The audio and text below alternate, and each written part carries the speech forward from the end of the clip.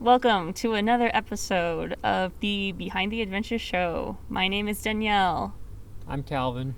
and on this episode, we're going to talk about a trip that had many ups and downs and a lot of memories that we accumulated for many different reasons.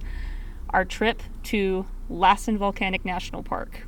This is probably going to be a long episode, so fasten your seatbelts here because there's a lot that went down on this one. Go grab yourself some popcorn and some Dr. Pepper and sit down and buckle up. This is going to be, I'm not even kidding, a wild ride. Or maybe have something a little healthier than a Dr. Pepper, but whatever. You do you. Okay, so do we want to touch on the preparation for the trip? I think we definitely should, because that in and of itself was quite interesting. Oh yeah, because to be fair, I usually handle the logistics in terms of hotels and things like that. You're more of the campsite logistics person. Mm-hmm. You're more of the hi, let's go to this park person. I'm the one that has most of like the basic camping supplies. Even though, yeah. Well, we'll talk about that. I'm getting better. So, yeah, this was also the first trip that was like a big trip for us, like a multi-day trip. I mean, we had done trips that were maybe like 2 or 3 days in the past, but this one was like, what, almost a week? Almost a week, and almost every single night we were staying in a brand new location. So for most of the trip it was hotels until we got to Lassen, but there's always that what if about where you're going to show up at. And mm-hmm. This was also the trip that I think was the farthest away that we had ever gone. Yeah, which is why it was a multi-day trip to begin with. So prior to this, I mean, we had done a couple of things. We had gone to Death Valley. I think maybe there were a couple of other places that we went, but they were all, in the grand scheme of things, pretty local. Maybe a few hours drive away. And if it was at most it was a 2-day trip. Yeah, exactly. So this is the one where we got kind of ambitious. This was also during it was summer of 2020. So, everything was a little on edge at that point for obvious reasons. Yeah, we're not going to say it should this video ever get monetized. But yeah, whole lot of craziness going on to begin with, and needless to say, we were both going a little stir crazy, so we wanted a chance to get out, and figured the best way to get out was to go out to a more outdoorsy place, because usually you can spread out pretty well in those places. Yeah. But okay, I remember now. This is how it started. So, really, it all started with an Instagram post. Oh, gosh darn it, Instagram. Instagram has been the fodder of so many bad ideas. So, and it wasn't even one of mine or one of yours, because I'm an avid national parks fan. I follow a lot of national parks pages and nature pages related to that, so on and so forth. So there was one Instagram page, and I don't even remember which one it was, but it showed this picture that was from Lassen Volcanic National Park. And I don't think I had ever even heard of Lassen at that point, but I saw the picture and it looked absolutely gorgeous. And just kind of on a whim, I think I tagged you in the comments underneath it for you to see it. It's like, hey, this looks like it would be fun. We should go sometime.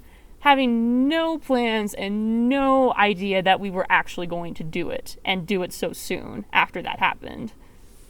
Yeah, and I've been tagged in numerous posts by you, but normally nothing ever became of it. But it's still cool to be like, hey, check this out, check this out, check that out.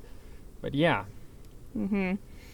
So I think I tagged you in it, and I think we joked about it, and then maybe just like a couple days later, something like that. The details as the timeline are a little fuzzy to me, but it wasn't that long since I tagged him in that post. We were talking about, well, we've been wanting to get out, and I think I had kind of jokingly mentioned, it's like, well, hey, I tagged you in that Instagram post, why don't we go to Lassen?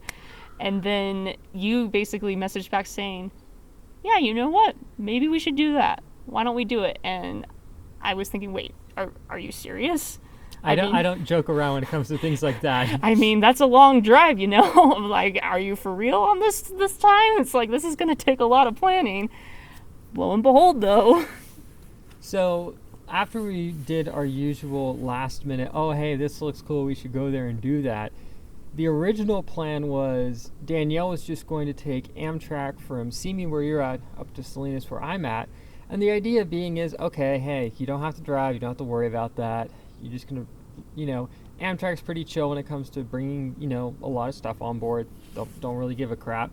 Mm-hmm. And that was supposed to be the first time that I had actually commuted up to where you were at by train. Yeah, because you'd driven up there. Yeah, I had driven up there once or twice, something like that. For Pinnacles and... Yeah, but we figured, hey, maybe I can save some gas this way. And since, we were going to be taking your car for most of the trip, just take the train to get up to base camp for us. Yeah, base camp being me.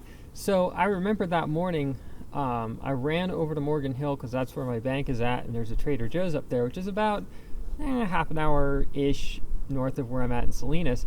And I knew that your train was supposed to, I believe, pick you up around, what was it supposed to be, like 9 or 10 in the morning, I think? I think it was supposed to station at 9 and, head out maybe 15 minutes later, something like that. No, they don't stop more than 2 minutes and see me. Okay, fine. Yeah. Around 9 o'clock. Around 9 o'clock. 10 o'clock rolls around. I don't get a message from Danielle, and I remember I shot you a message like, hey, did you miss your train? Did you make it in time? And you're like, oh yeah, I've been sitting at the train station for like the last hour. My train has not arrived. And I'm going, something's got to be going on here, because normally the train, the Coast Starlight, is a little bit delayed, but it just comes out of Los Angeles and makes like 2 or 3 stops before it gets to see me. So unless there's some ginormous delay, which it turned out there was, that just isn't going to happen. So it's pushing like 11:30, 12 noon at this point. I don't know if it was necessarily that long, but it was long enough that it's like, okay, something's weird here, and I have no idea what's going on, because there was nobody at that train station, so no announcements. I couldn't ask anybody about it. They didn't have any announcements. There was another gal that was waiting for the train too, but we were like the only ones there on the platform.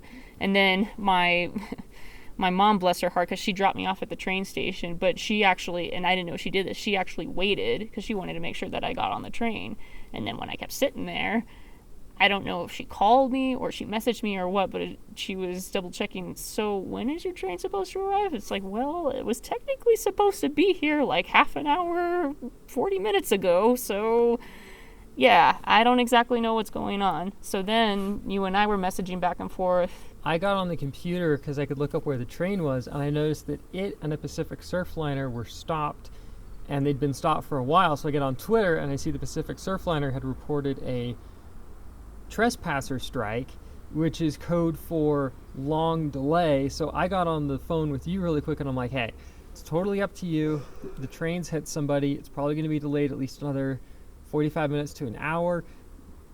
I can call Amtrak and see about canceling your ticket. I don't care if I get refunded or not. It was only like $40 or something like that. You're like, I will call my mom. I will have her drop me off at the house, and I will start driving up to you.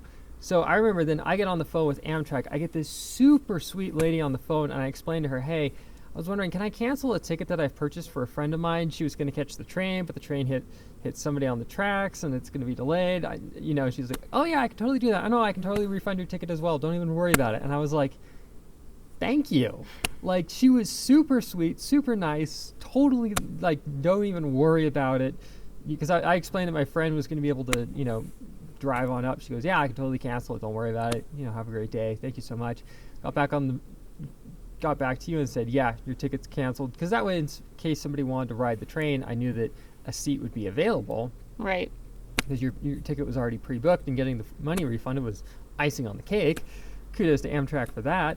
Yeah, and at that point, because the train had been so delayed, and who knows how much longer it was going to be delayed after that, it was just like, you know what, I already know how to drive the route, and at this point, I'm probably going to get up there faster than the train will. You did. Well, yes. I remember you got into Salinas. We got done having dinner, and we were about ready to go to bed, and I checked the tracking for the train, and the train was like just pulling in. Just pulling in there, and I'm like, and I had gotten there 2 hours before? 2.5 hours before. Had a really good dinner at the Vietnamese joint down the street.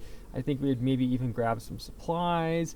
Like, we were all prepped and ready to go to bed, and the poor train was still, it was a mess. So I don't fault Amtrak for that. I mean, no, it was a circumstance out of everybody's control, but it was a bumpy start. Let's put it that way. Oh yeah, for sure. So then after that, the next morning we load the car up. We took my car, I think, right? Yeah, we took your car. Took my car, loaded up his small 96 Honda Civic. My little 96 Civic DX, which ironically enough has like the best legroom of any small car I've ever been in. I love it. The thing is my baby. But yeah, so then after that, our plan was we were going to drive from Salinas all the way out to Reno, I think it was, is where our hotel room was at. Did we stay in Carson or no? We didn't on that trip. Okay, so we did go to Reno, but we stopped had to kind of backtrack. We stopped at some places before we got there, though. Yeah. So I don't entirely remember the order, but I know that we had you wanted to go to Tahoe. Yeah, so this is the way it went. I think we went to the museum first. Yeah. We went to the Nevada State Railroad Museum first. That was in Carson City. That was on my list of things to do because I'd seen it on Extreme Machines. I'd always wanted to go there, but I wasn't going to drive 5.5 hours one way to check it out. And I didn't realize how awesome it was going to be. And, figure out, oh, this isn't for me. But once we got out there, everybody was super friendly, had an absolute blast. We kind of discussed it in another episode. You went nuts in there.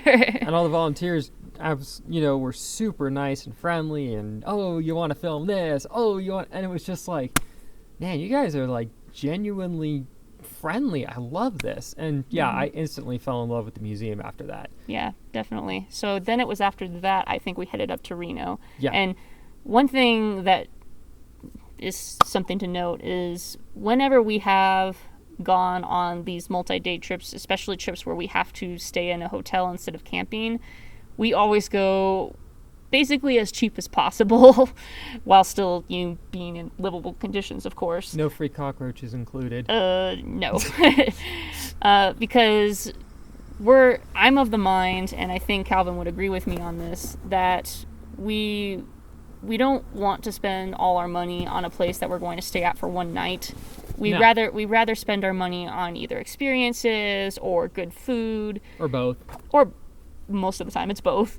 So, yeah, at the end of the day, it's like when we go to stay at a hotel, we just would like someplace clean and warm to stay for the night. And safe. So that, we can get a good rest and then the next morning we're up and out of there. So, usually that means we're looking at Motel 6s, Super 8s, along those lines. So, I remember that I booked the Motel 6 in Reno, and we've been to a range of Motel 6s. I can't remember if that was the first one we stayed at. It was okay. The one in Carson City is way better. Yeah, he discovered that later. But the one that we stayed at, I specifically asked for a non-smoking room. But I gotta tell you, that room that we stayed in must have been a smoking room at one point because it smelled like smoke.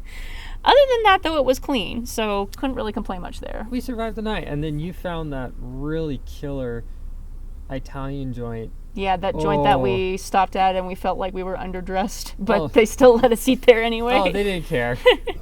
That was so good. And the other thing to remember is at this time in California, you were lucky to even do takeout. And this place was doing limited indoor dining, which to us was like, we wanted to practically hug all the staff over there. It's like, it's some kind of normalcy. Thank you. Yeah, and they were still doing like temperature checks, and you had to do like a prior check-in and stuff like that. So they were obviously still being careful. Oh, yeah. But it was still nice that we could actually go and sit down somewhere when everything in California was not practicing that. Yeah. So, we had like a really delicious dinner there, and then of course they had to make the perfect pitch for like their caramel cheesecake or something like that. Well, the waitress already sold you on the wine to go with your whatever, so yeah, you get the drift. it was amazing. So Oh, that yeah. definitely made up for the fact that we were in a room that smelled like smoke. Yeah, and it's a good example of the money we spent there on dinner, we saved at the cheap hotel. Exactly. So then the next morning, that is when we backtracked, because in order to like go up to Lassen more directly, we needed to go through the Tahoe area anyways. And I had been to Tahoe before. You had never been to Tahoe at that point. And one of the things that I had done at Tahoe when I went with one of my friend's families a few summers ago was we went sea-doo riding. And most people will probably think of it as jet skis. They're different. They are different. Even I didn't know that. Jet skis technically are when you're standing up. Sea-doos are when you're on like those Sit-down things. sit-down things, those motorized sit-down things. It's like a snowmobile, but it's a watermobile, however you want to call it. And when I did it the first time, I absolutely loved it. I went hog wild on one of those things. And so I was telling him how awesome it was. And dude, I mean, where we need to stop at, we can get there in just a few hours. So we have some time. Let's go and do that. And so we did. And we should note, I definitely like doing adventurous things. Anybody who knows me well knows that, but no offense to Danielle, she definitely likes to go a bit fast, and I definitely didn't want to take a swim in freezing cold Tahoe water. I mean, it was during the summertime, but yeah, the water in the lake is still pretty cold. So I definitely was freaking out, holding on to dear life to Little Miss. I want to go as fast as I can across this lake. I wasn't even going that fast when you were riding it. Like, I purposefully was going slower because you were freaking out so much. It was still too fast for the safety-conscious old geezer over here. So to Sea-Doo Rentals place, because Danielle and I, because they had, some people were taking longer than they thought to come back in. We were super patient about the whole thing, and the two guys who were working the launch for the Sea-Doos were so nice. They're like, hey, because you guys were so nice and chill and polite, we've marked you down as leaving 15 or 20 minutes after you've actually launched, so you got 15 or 20 minutes of extra play time. I think so, just because you guys were so nice, and we're like, geez, thanks guys. They didn't have to do that, but it was really nice. So yeah, we went out there for a bit, and then I got my fill of adrenaline and stress and almost dying multiple times, it felt like. That I told Danielle, I'm like, hey, they gave us a bunch of free time. I'd feel guilty if I didn't let you go out here and live out your super speed racer dreams. We're driving this thing off. You can throw me off 30 feet from shore. I don't care. So that's exactly what I did. I drove off and threw him off 30 feet from shore, and then I went back out there and actually drove it at full speed. I told the guys on shore, I'm like, that was really fun, but I'm like, I think it's one of those things that I would do it again if I had my own to be on. I think I'd feel a little bit more comfortable doing that. I mean, you got to drive it for a little bit. Yeah, I mean, I'm glad I did it. I'm still 50-50 on if I'd actually go out and rent one or not, or if I'd save my money for I don't know, gas money to go to the museum and volunteer, and then eventually work my way up to driving the equipment. That's probably what I would end up doing. But that's neither here nor there. But that was still fun though, to get to do that and experience that, because I'd never done that before. Yeah, that was really fun, and again, it was a new experience for you. I appreciate the fact that you were at least willing to try it, even though you were freaking out half the time. I was legit freaking out, I'm not gonna lie.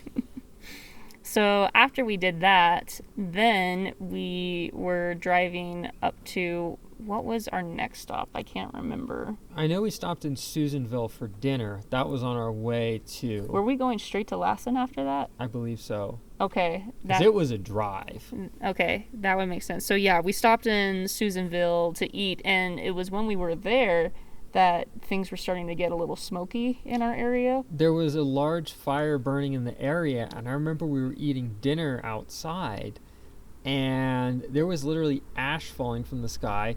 We ran to a filling and rinsing station to put more fuel in the car, and I remember talking to the guy in there about it, because I mentioned that we were going out to Lassen, and he goes, there's a possibility they might shut a road down, one of the roads leading to there. So he goes, here's your alternate route. You go here to this station, and then you hang a right, and then that should allow you to bypass it. Then I remember right as we were going to leave there, he pops his head out and goes, they shut that road down. Take the bypass that I told you. Yeah, thank goodness that we got directions from that guy, because otherwise we probably would have been stuck Well, I also remember I remember this was one of the few times I shot behind the scenes footage intentionally, because I remember we're pulling out of that station. I've got the GoPro going, and I'm like, hey, we are in Susanville. We just got told by the gas station attendant one of the roads is shut down, so we have to take a bypass. We're not even sure if they're going to keep the main road into Lassen even open tonight. So I remember us driving towards this column of smoke going, thinking to ourselves, at any point we might get stopped and told we got to go around, and what's our backup plan? Yeah, and Like, I it was think a legit concern. I think we were already kind of trying to think of like plan Bs and stuff like that. It's like, well, okay, there's some hotels back there. If we really need to find somewhere to stay, we can stay there. But I mean, we kept driving, and it was really weird, because it's like when we were heading out of Susanville and going up in there, it's like, yeah, there was smoke everywhere. And then once we drove a certain distance, it was like the smoke was completely gone. Yeah. It was like clear skies. It was weird. It was just the way the wind was blowing. Yeah. So we ended up driving, and the place where we were driving, we were able to take that alternate route. We stopped kind of by the Poison Lake area, which was really pretty, especially at golden hour. Oh, yeah. And then we kept driving down the road, and, you know, there were some vista points that we stopped at to get a look at it, but everything was clear. Like, there was no smoke in the air anywhere, nothing. If you had been blindfolded and not told about the fire and dropped off there, you would have never known there was a fire burning in the area. Yeah, exactly. But needless to say, because of like the stops we made, and then I think because of the fire and stuff, you know, we had to go at a bit of a slower pace, because there was also, I think, like a CAL FIRE truck in front of us or something like that. For a little bit of the ways. Yeah, there was. We're not throwing shade on CAL FIRE. You guys are awesome. No, not at all. But needless to say, by the time we actually get to our campsite, we were camping at Manzanita campsite, because that was the one. And this is the other thing to note, is that it wasn't like completely last minute that we planned all this, but it was last minute enough that finding a consecutive campsite was hard to come by. So basically the way that I had to do it was I had to book one night at one campsite, and then the next night was at a different campsite that was literally like just two campsites down from where we were staying.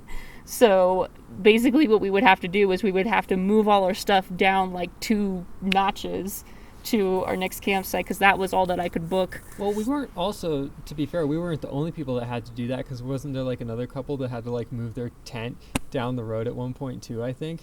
I honestly don't remember. I think I remember that, because I think one of them was, they had set it on the roof of their car, and one of them was just like idling the car as the other one's holding the tent as they're moving to their next campsite, and I'm like, that is either the stupidest or the most genius thing I've ever seen, but I love it, irregardless.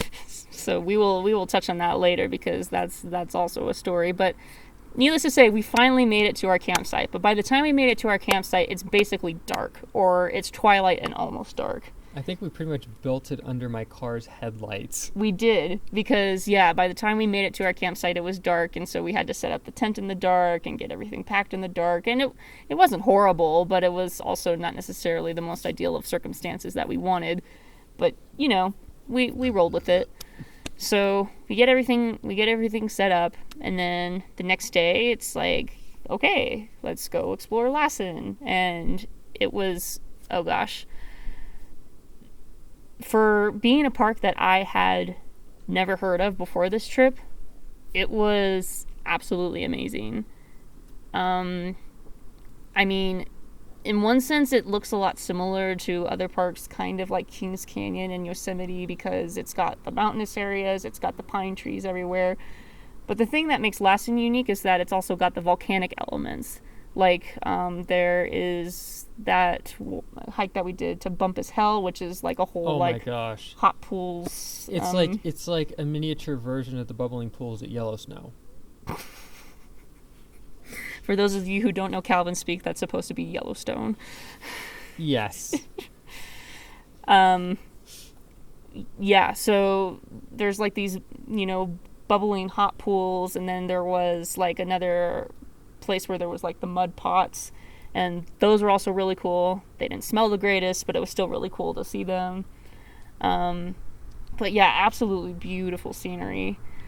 Oh, there was that guy paddling across that Oh. lake thing.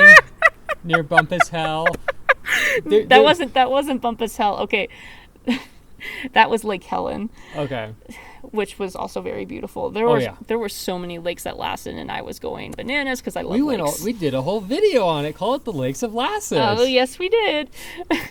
I almost forgot about that. So when we went to Lake Helen, so we stopped there because it's like, every beautiful place we go to, we have to stop at and enjoy the view, maybe take some pictures, and it was really interesting because it's like, because the landscape is so vast, everything felt quiet. Even though it's not like we were the only people there were other people there, but like that Asian family that we kept running into like every other location of like, oh hi, it's us again, hi. Yes. That was hilarious. So when we stopped at the lake, I went down to like the shore to like, just relax on the rocks, take a couple of shots, and also just enjoy the view because it was absolutely gorgeous and the water was pristine. And there were other people that were on the lakeshore in different areas from where I was at, but it was like nobody else was there, at least to my perspective. It was just so calm and quiet, except in the distance, off in the lake, and this is like, I'm on one side of the lake, and this is all the way on the opposite side of the lake, and I see this, I think it might have been a canoe, maybe it was a kayak, I'm not sure, but it wasn't, he didn't have like a kayak row, it was like 2 rows, so I think it might have been a canoe. The contrast just cracked me up because it's like, here I am in this pristine landscape, and then I see out in the distance this dude in a canoe rowing across the lake, and he's literally like giving himself a pep talk or something like that. It's just like, all I hear, and it's very faint, but it's loud enough that I can hear it. He's like, let's go, come on, and push, we can do this, okay, we got this. And he literally does that all the way across the lake, and I'm just like, what is this? It cracked me up. And on one hand, it was kind of like, dude, you're disturbing the landscape, but on the other hand, I think it was just so funny to me that I didn't even care. And mind you, one thing to keep in mind with Lassen is you are at a pretty high altitude, and we had figured out the hard way that high altitude and my knees do not get along. My right knee, which is my worst one, will physically lock up after a while out there. And I remember you were hurting quite a bit after like half a day of doing stuff, and we hadn't even done a whole lot of hiking at that point. No, because I remember another thing that happened was the thunderstorm. Yeah, that was the next thing I was going to touch on, because that was after Bumpus Hell.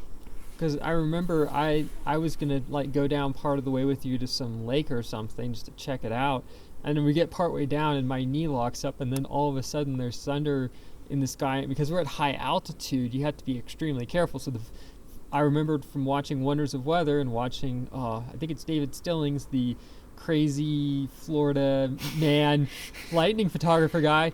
First thing you do when you hear lightning is you get as low to the ground as you can. You pretty much, and that's what we did for like 10 or 15 minutes while we waited for the lightning to die down.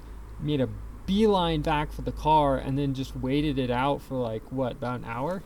I think it was about 30 minutes. It wasn't that long, because thunderstorms, again, they're pretty quick, but still, it was like, yeah, we literally got caught in a thunderstorm, and yeah, we figured the safest place to be would be back at the car. It is in a car, yeah. And then afterwards, Danielle decided to go hike down to the lake, and you made it down there, got some epic footage, and made it back, and I just rested in the car because there's no point in me overtaxing my knee, because I knew we were going to have to, do some walking back at the campsite and things like that. Right.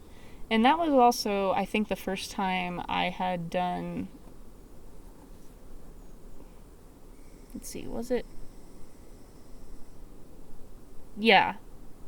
I might have done like one short solo hike in Sequoia, but that was the first like memorable hike that I remember where I basically did it by myself, which was actually a big step for me because I had never really done solo hiking. So the fact that I did that and I was fine, it was like, okay, I feel empowered now. I can do this. And the other thing that was nice is there were other people in the area, so I figured if anything went wrong, Danielle could say, hey, can you go relay a message to my friend over in the silver Honda? And, thankfully that didn't happen, but you figured if something happened, people out there tend to look out for each other, so... Yeah, I ran into a couple of folks, but for the most part, it was like I was on the trail by myself. Yeah. Which in a way was kind of nice.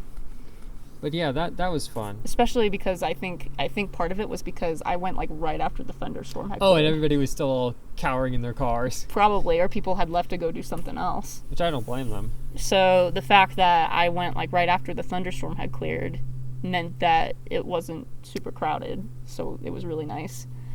So then after that, I think we hit, I think it was Boiling Lake or something like that. And then we had... That was kind of underwhelming. A little bit, yeah. But at that point, it was kind of like, okay, well, we saw all the, like, really fun stuff that we could see.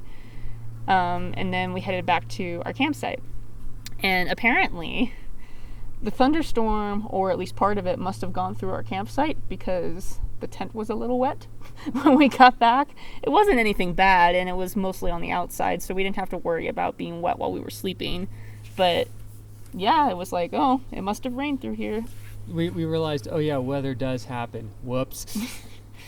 So, and then it was the next morning that I think we discovered that the tent pole snapped.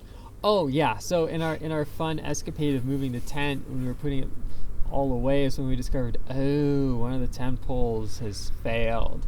That was before we moved it. Oh, right. Something like that. Yeah, I think it was that it looked kind of weird, but we figured that we could fix it. Duct tape fixes everything. I think that's what we ended up doing. But yeah, I mean, the tent that we were using was basically my dad's old Coleman tent, and that tent was awesome because it had been very useful on a lot of trips, and it was actually a pretty sturdy tent. I mean, that tent was probably 20 years old at least. Yeah. And I had already used it multiple times. But, nothing lasts forever, and I think that trip was the trip that it finally decided that it was time to retire. I mean, 20 years for a tent, and knowing the amount of use and abuse that it got, that's impressive. Yeah, so I don't even know how it happened, and I don't know if it had something to do with the change in pressure, or it was just that, that was the time. But one of the tent poles, like, it split in half, kind of like when a stick splits. So, yeah, we ended up having to fix it with some tape so that it could hold us up for another night. And then we were doing, like, the whole maneuvering of the tent over to our next campsite, and that was an operation in and of itself. It didn't like that. We didn't want to, like, have to put everything back and then take everything out again. So we were just basically, like, he was on one end of the tent, I was on the other end of the tent, grabbing the tent poles and trying to... not break too many of them. Carry this fully built tent over to our campsite a couple steps down the way and then put everything back where it's supposed to be. Yeah. Well, it worked. Yeah, it eventually. And yeah.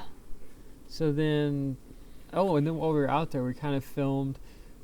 We almost filmed, in essence, the OG Living the Adventure behind the scenes show. Kind of. I forget, did I do an interview with you on my channel? Yeah, you did. Okay. That was the interview episode. Okay, now it makes sense. Yeah, we've been on too many trips to remember all the details.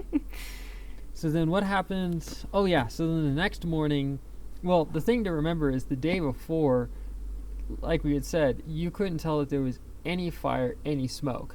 The next morning, though, was a different story. Because Danielle wanted to drive through the park on the way out just in case there was anything we missed, and we got to some lookout point and it was so hazy. We're just like, oh look, haze, nope, we're done. Yeah, and that was the thing. It's like we had been in that exact same area the day before and it was clear skies, we could see for miles, it was awesome. Next day it's hazed over and we can still see some things but not as much as we could see the day before. And oh yeah, another thing to note was because of the way that the fire was traveling, a lot of other campgrounds had to be evacuated. Yeah. I think ours was like the last campground that was standing, because there were a lot of people that were at different areas that actually were relocated to Manzanita Campground where we were at. Well, didn't it also happen that like a day or two after we were there, they just shut the park down because the air quality was so bad? Yep. Yeah. So in terms of timing, we got like that immaculate sliver. Oh, definitely. That to me was one of the most incredible parts about the whole thing. Mm-hmm. So, do you want to tell the purse debacle story, or do you want me to tell the purse debacle story? I can start it off. Okay. So, yeah, after an amazing trip in that park and everything, we get things all packed up. We're making really good time. I don't think it was even 8 o'clock yet by the time we got everything packed up and ready to go. And No, we're like, we got up super early. yeah. And Oh, my GoPro is shutting off for some reason. oopsies. We'll just keep the audio recording. And Brand new GoPro. And so, yeah, we got everything packed up.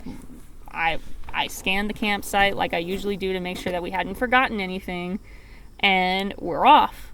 And we make such good time because I think we got back to your place, what, around 1 o'clock maybe? If even that?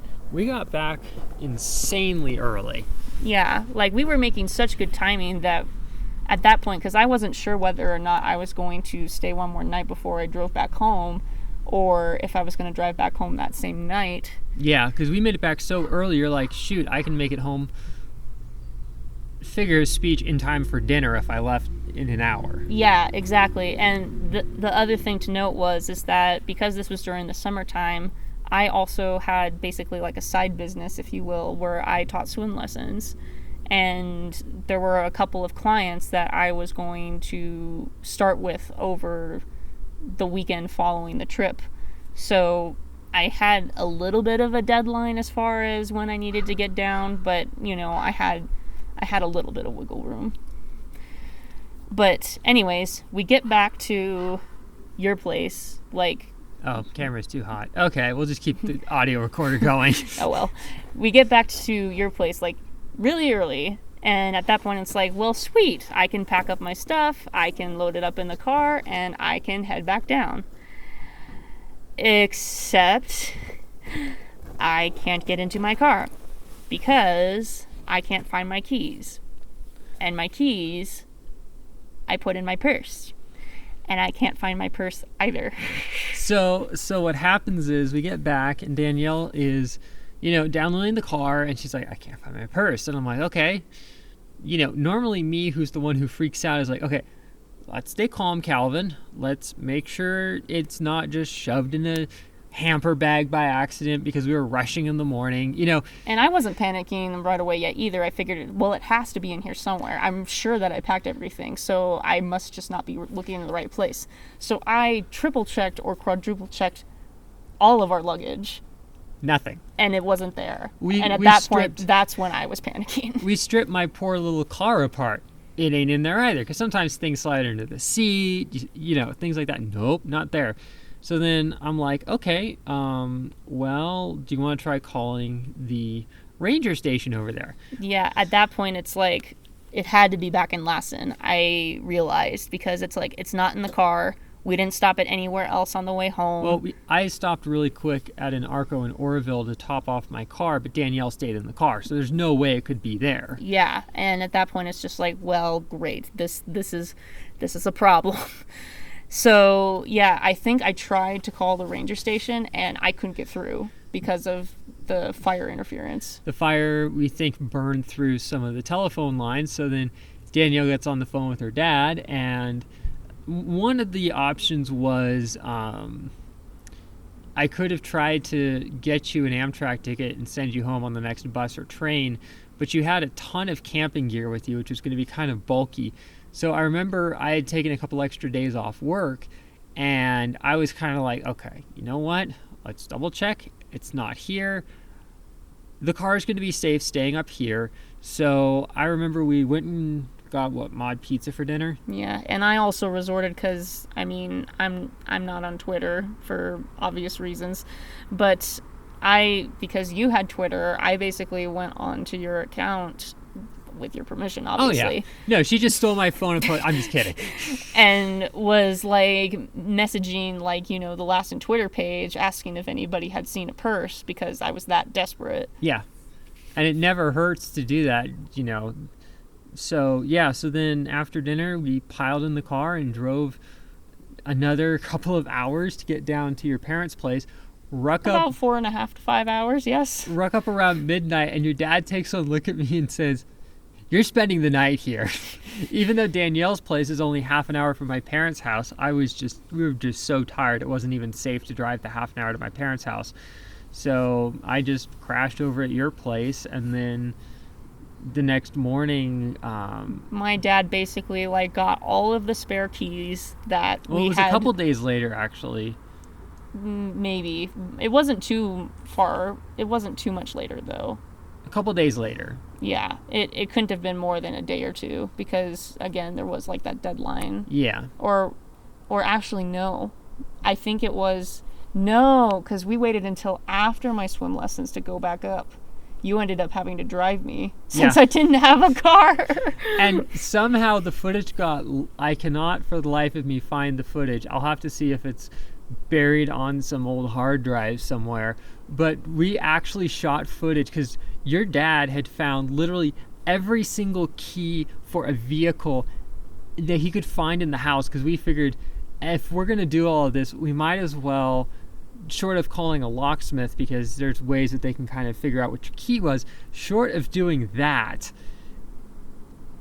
we were going to literally throw everything we had at the wall to see if it would stick, because then otherwise your next option was wait up there until we could get somebody to make a key for you some way, somehow, and then you were going to drive yourself home. Exactly. So it was pretty much like we had to do that. And I remember you went through key after key after key, and then finally you found one that went into the door lock.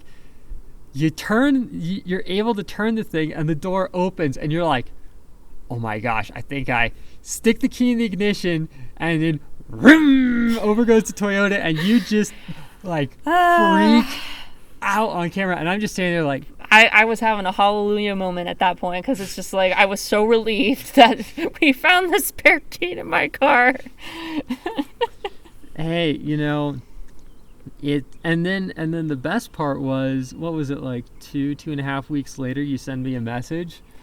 Yeah, so once I got the keys going and all of that, and oh yeah, you needed to get a temporary driver's license, you had to get new credit cards, yeah, so I think whole 9 yards. I think I at least got a temporary driver's license before we went back up so that I could drive the car and, you know, not worried. Heaven forbid that I get pulled over. It's not like I would get charged for driving without a license. Yeah. Because nobody wants that. So, yeah, we get the spare key. The car works, thank God. And so I proceed to, you know, head back home. And then I eventually, like, call the credit card company to get my credit cards replaced and freeze the credit cards that I lost. Basically got everything replaced, got myself, I mean, I didn't get it, actually. My mom got me a new purse because she, I guess, had some discount at some place that she likes to shop at, so she got me one. So literally, I think a few days after I had gotten everything replaced, Hi, this is the National Park Service. I get a message from Lassen National Park saying that they had found my purse. Well, okay, to be fair, you had called them, what, a day or two later, and you were actually able to get through to them, I think? Yeah, I called them, I think, the next morning after we had gotten down when we drove down in your car because we had no other choice. Yeah. And was asking them about it, and nobody said that they saw anything, but they told me to, you know, give a description of what it looked like, so should it turn up, then they could give me a call. I gave them my number, all that jazz. And when I didn't hear anything for nearly 2 weeks, I thought it was gone. It was like it's just lost in the woods. A bear took it, and that was the end of that. Yeah. So I was not expecting to get a call from them saying that they had found it. And lo and behold, they had found it. And everything was in it. And so they ended up mailing it down to me. So it took another few days for it to get to me. And I opened up the package, and there's my purse. My driver's license is in there. My credit cards are in there. Even like my hand sanitizer and whatever other stuff I had in that purse was in there. And they even sent me a note. It's like, glad we could find your purse. Here it is from Lassen National Park. And I thought that was really nice of them. Oh, yeah. But it was just like, after I had gotten everything replaced, and it turns out they find my purse. So, I mean, at that point, my credit cards were useless, so I had to get rid of those. But at least I got a backup license out of it, I guess. Yeah, and at the end of the day, at least you got the purse back because it has a lot of sentimental value to you. Yeah, it kind of does. And it wasn't the end of the world that the purse itself was lost, because it's like, it wasn't like it was a super expensive purse or anything like that. But it was just, obviously very inconvenient, and it put me through a lot of stress. But yeah, in the end, after every little thing that went wrong on that trip, everything worked out in the end. Something went right. Exactly. So if you guys are wondering, so far, knock on wood, that is the trip that has had the most things go wrong on it, and yet we still somehow managed to pull something good out of it. And I think the big lesson to be learned there is adaptability. Oh yeah, for sure. I mean, we were starting to come up with contingency plans. If plan A wasn't going to work, what's plan B? And if plan B doesn't work, what's plan C? And you can only make so many plans, but the point was, if things didn't go right, we had it in the back of our mind, what's our next option? And I think that's something that a lot of people can learn from. And hopefully, I mean, heck, if you guys have any insane travel stories where things didn't go right, but you still somehow managed to pull it off, leave them down below. Please share them with us. Because make me feel better about my purse debacle. Well, we want to also make it, people realize that things going wrong, as much as it's not fun, it's part of the process. Yeah. It's going to happen. And we don't wish anybody's trip to have problems, but at the same time, it's like, now we look back and laugh at it and go, yeah, that was pretty crazy, but you know what? We learned a lot about each other in the process. Mm-hmm. And I think it's a good learning experience for everybody. But yeah, if you got crazy stories, we are all eyeballs over here. We would love to hear them, because we do want people to see, the realities of travel. It's not always pretty. Yeah, exactly. And just because things can potentially go wrong, and believe me, they will. Oh, yes. That shouldn't scare anybody away from going out and doing it. Because even though there was so much that happened on that trip that we wish didn't happen, we still wouldn't change it for the world. I don't regret going on that trip whatsoever. No, I think to myself, it's like, if we didn't go on that trip, we would have never discovered how awesome Carson City is, how beautiful Lassen is, the fact that I get freaked out on a Sea-Doo. I wouldn't have fallen in love with the Nevada State Railroad Museum and gone back numerous times and actually done their Iron Horse Camp and all this other stuff. It's like, if I hadn't had been there, I would have never known. Mm-hmm. Exactly. And it also kind of opened up Northern California to us as well. It's kind of like, wow, this is an incredible option, and we've been back to explore it on subsequent trips. Exactly. So, for those of you that have made it to the end of this episode, thank you. Please like, comment, share, subscribe, all the things that you normally would do. If you're listening to this as a podcast, if you want to leave a review, feel free. If not, that's totally up to you. Hopefully you enjoyed this episode and it inspires you to go out and live your own adventures. And we'll talk to you next time.